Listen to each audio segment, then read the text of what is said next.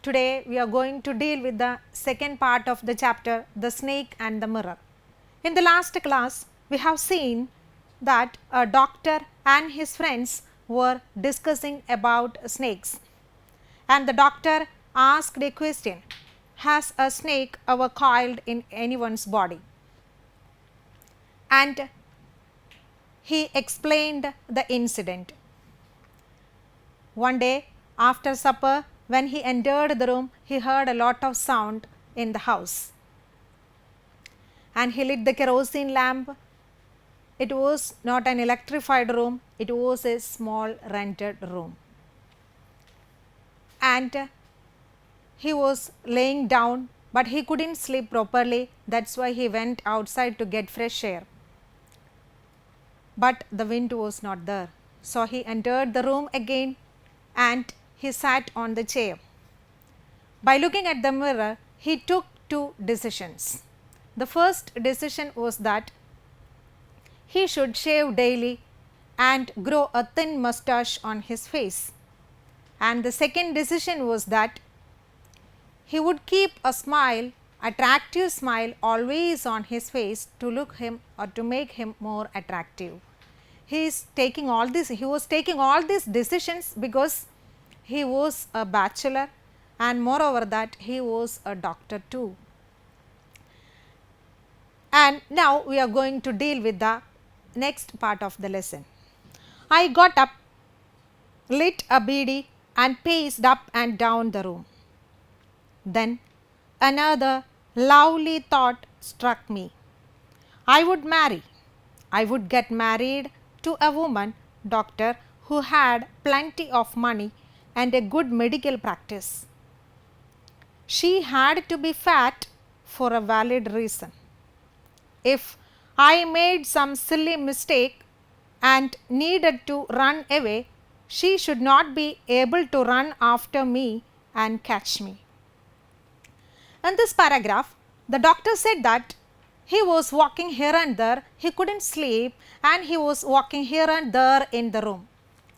At that time, he was thinking about his marriage. He wanted to marry a fat lady. Why? Because there is a reason for that. She should be a doctor with plenty of money. And if he is doing a silly mistake, or if he is doing a mistake, she is not supposed to run after him. That is why he wanted to marry a fat lady. And the next paragraph, with such thoughts in my mind, I resumed my seat in the chair in front of the table. There were no more sounds from above. Suddenly, there came a dull thud as if a rubber tube had fallen to the ground. Surely nothing to worry about. Even so, I thought I would turn around and take a look. No sooner had I turned than a fat snake wriggled over the back of the chair and landed on my shoulder. The snake's landing on me and my turning were simultaneous. I didn't jump. I didn't tremble. I didn't cry out. There was no time to do any such a thing. The snake slithered along my shoulder and coiled around my left arm above the elbow. The hood was spread out and its head was hardly 3 or 4 inches from my face. And here in these paragraphs, the doctor sat on the chair again, and at that time there was full silence. The rats were not making sound, and it was a time of silence. And by thinking about all these things, unexpectedly he is hearing a thud sound. Something is falling down. At that time he didn't bother about it, but he thought to have a look at it. So he turned back. At that time a snake wriggled on the chair. Both these things happened at the same time. By seeing this, he couldn't talk, he couldn't cry out, he couldn't jump, he couldn't tremble. We all know the situation. If we are seeing a snake near us, we will get afraid of it. Likewise, this doctor also got afraid of this snake. He can't do anything. He can't, means if we want to make some sounds, that also he can't do. Why? Because the sound is not coming out. He was totally worried, he was totally upset, he was afraid of the snake. And the next paragraph, it would not be correct to say merely that I sat there holding my breath. I was turned to stone, but my mind was very active. The door opened into darkness. The room was filled with darkness. In the light of the lamp, I sat there like a stone image in the flesh. I felt then the great presence of the Creator of this world and this universe. God was there. Suppose I said something and he did not like it. I tried in my imagination to write in bright letters outside my little heart the words, "Oh God." There was some pain in my left arm. It was as if a thick leaden rod, no, a rod made of molten fire, was slowly but powerfully crushing my arm. The arm was beginning to be drained of all strength. What could I do? He was sitting there. He couldn't even take his breath because he was that much afraid of the snake and he don't know what to do. He says that the Creator of God is there everywhere. Maybe I did some mistake. That's why God has done this to me. And in his imagination, he is writing, "Oh God, please escape me from this situation," in his mind. At that time, this snake coiled around his left arm and it is crushing his left arm. It is very painful and he was totally worried. He can't do anything. He don't know what he has to do. And let us go through some questions now. What kind of a woman does the doctor want to marry? Why? As you all know, the doctor wanted to marry a fat woman. Why? Because if he is doing a mistake, she should not come after him. That's why he wanted to marry a fat woman. What happened when the doctor was sitting in the chair? What happened when the doctor was sitting on the chair? A snake fell down with a thud sound. And the next question, how did the doctor react when the snake landed on him? He was frozen with fear. Why did the doctor sit in the chair like a stone image in the flesh? Why? Because he was afraid of the snake. He couldn't even move or he couldn't even cry out at that situation. And the next paragraph, at my slightest movement, the snake would strike me. Death lurked 4 inches away. Suppose it struck, what was the medicine I had to take? There were no medicines in the room. I was but a poor, foolish and stupid doctor. I forgot my danger and smiled feebly at myself. It seemed as if God appreciated that. The snake turned its head. It looked into the mirror and saw its reflection. I do not claim that it was the first snake that had ever looked into a mirror, but it was certain that the snake was looking into the mirror. Was it admiring its own beauty? Was it trying to make an important decision about growing a mustache or using an eyeshadow and mascara or wearing a vermilion spot on its forehead? The doctor was sitting there, and if the doctor is moving slightly, he was sure that the snake will hit him or the snake will struck him. So, he was sitting there without moving. And he was thinking that if the snake was striking me, what would I do? Is there any medicine with me? He was not at all having any of the medicines with him. So, he was thinking about him that he was such a stupid, foolish doctor.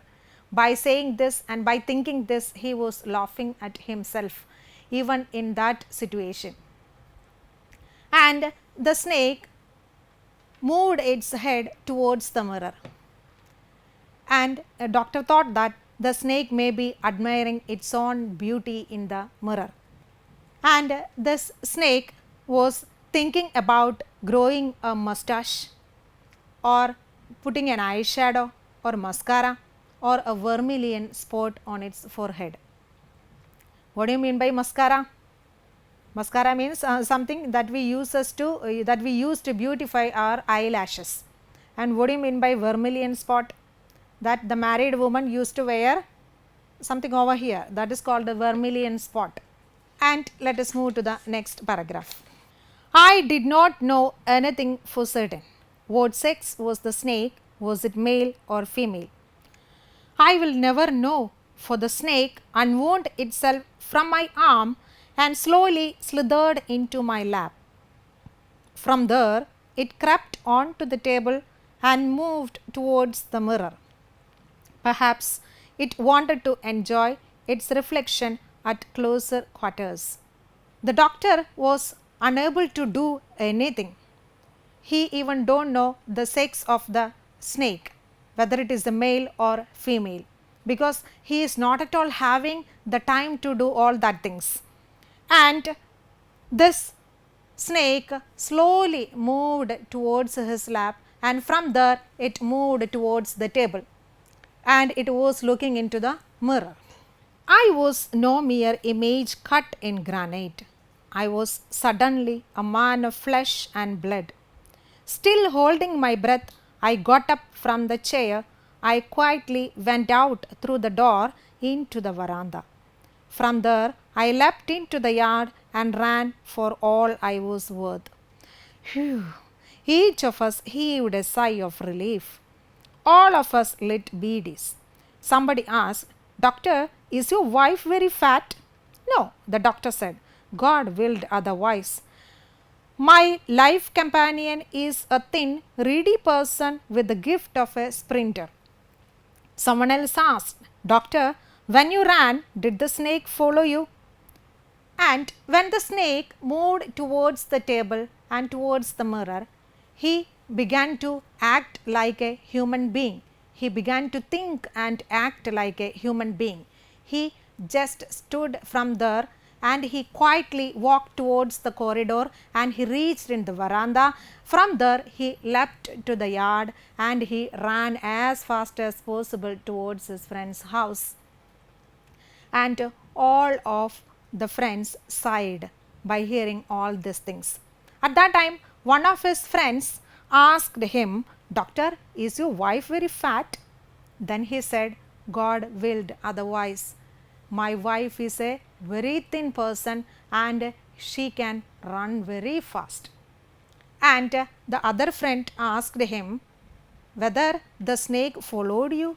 The doctor replied, I ran and ran till I reached a friend's house. Immediately I smeared oil all over myself and took a bath. I changed into fresh clothes. The next morning at about 8:30, I took my friend and one or two others to my room to move my things from there. But we found we had little to carry. Some thief had removed most of my things. The room had been cleaned out, but not really. The thief had left behind one thing as a final insult. What was that? I asked. The doctor said, my vest, the dirty one. The fellow had such a sense of cleanliness. The rascal could have taken it and used it after washing it with soap and water. Did you see the snake the next day, doctor? The doctor laughed. I have never seen it since. It was a snake which was taken with its own beauty. And the doctor replied that he was running and running to his friend's house, and after reaching his friend's house, he spread the oil all over his body and he took a bath, and he wore new shirt. And in the next morning at about 8:30 he reached the home again. After reaching the home, he wanted to move all his things from that room, he wanted to shift from there, but unfortunately he was not having anything over there. Why? Because a thief had stolen everything from his house except a vest. It was an insult for the doctor. Why? Because the thief wanted to remind him about the personal hygiene or the personal cleanliness. That is why he left that vest over there. And the doctor said he did not see the snake from after that.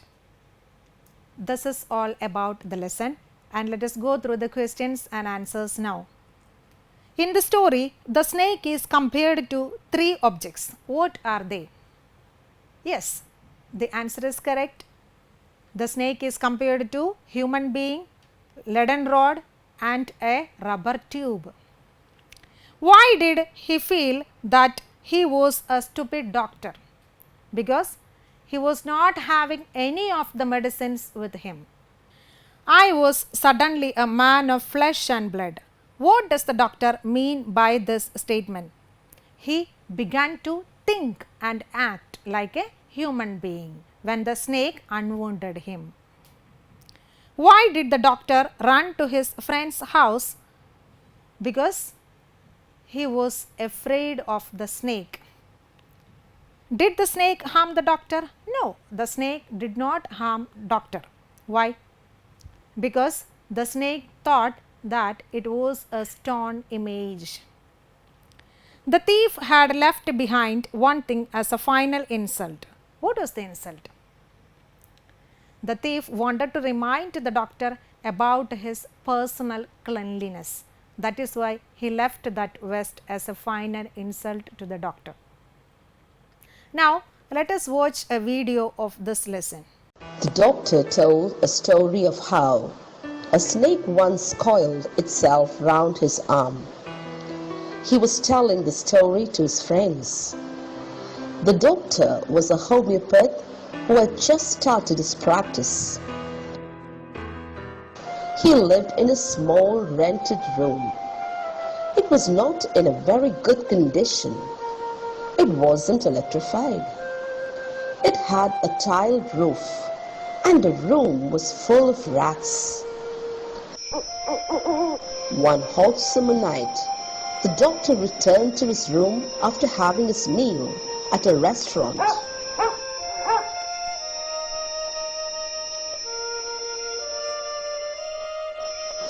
When he opened his room, he heard a familiar sound from above. These were rats fighting and jumping here and there. He lighted the kerosene lamp on the table. He took off his coat, white shirt, and the dirty vest. He sat down on the chair. There was a large mirror on the table. He looked into the mirror. He decided to shave daily and grow a thin mustache to look more handsome. He smiled while looking into the mirror. It was a charming smile. He also decided to wear the charming smile on his face to look more handsome. A lovely thought came to his mind. He would marry a rich lady doctor.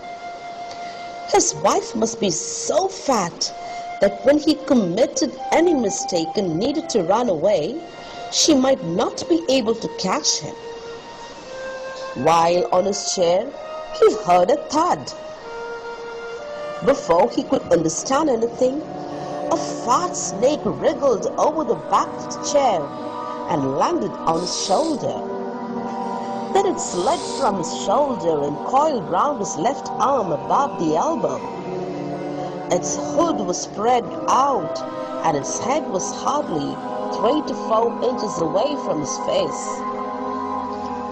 The doctor sat as if he was a statue. He thought of only one help, the help from the Almighty. God appreciated that. The snake turned its head and looked into the mirror. It unwound itself from his arm and slowly crept into the table and moved towards the mirror and enjoyed its beauty. He got up from the chair and quietly went out through the door. Then the doctor ran till he reached his friend's house. He came back to his house only the next morning with his friend and one or two others. He had come to move his things from there.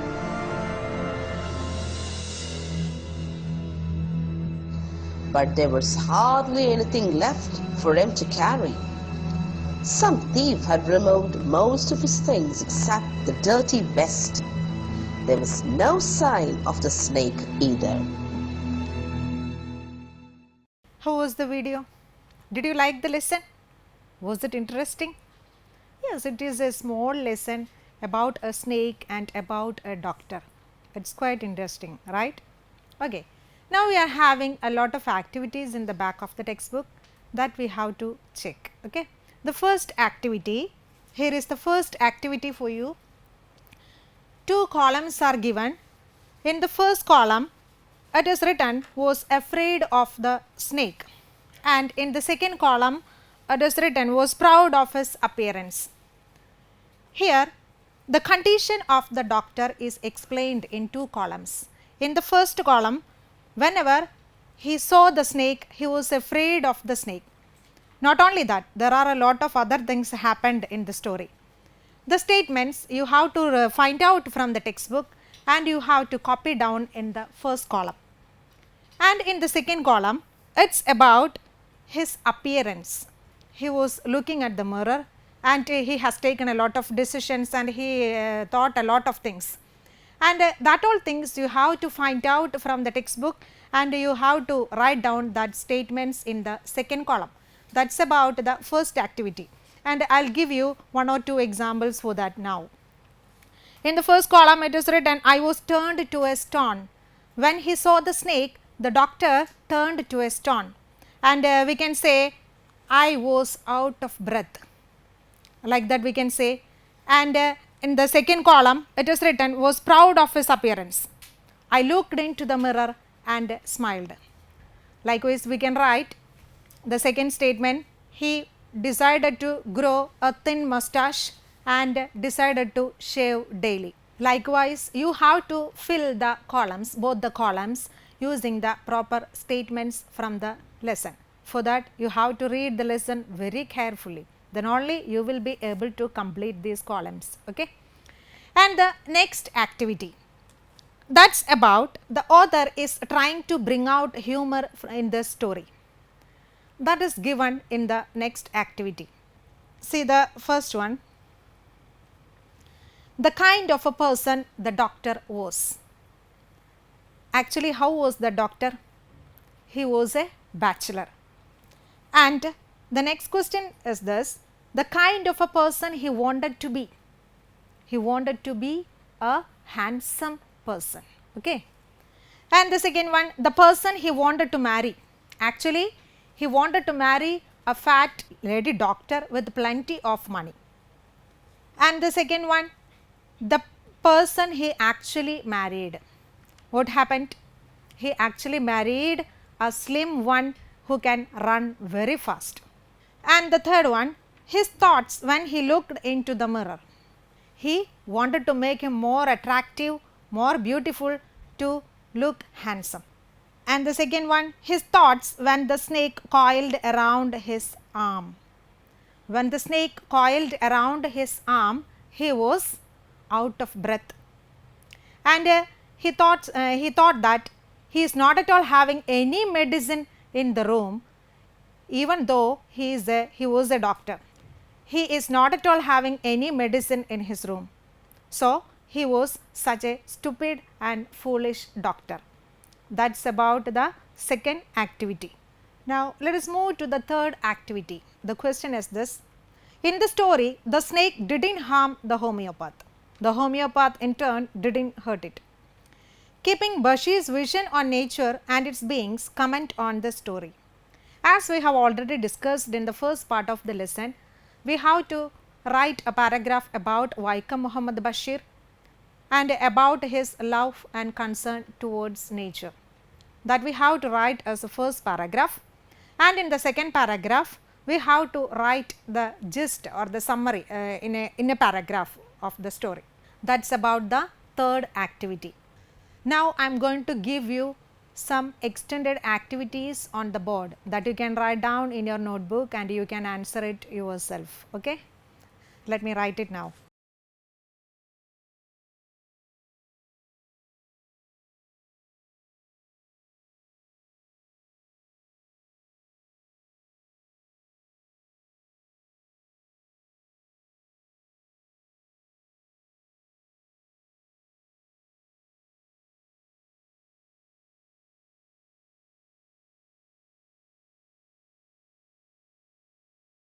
These all are the activities of this lesson, extended activities.